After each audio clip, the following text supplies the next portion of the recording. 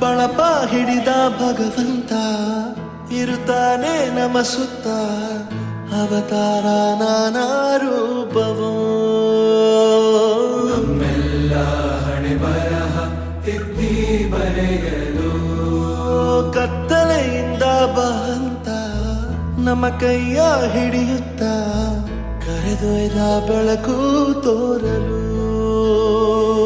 ಭಯವಾಗಿ ಗದರೋದು ನಮ್ಮ ಬೆಳೆಸಲು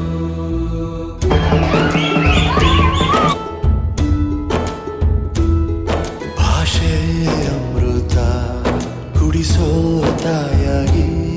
ಭಾಷೆ ಅಮೃತ ಕುಡಿಸೋ ತಾಯಾಗಿ ಭವಿಷ್ಯ ಬರೆವಂತ ತಂದೆ ನೋವಾಗಿ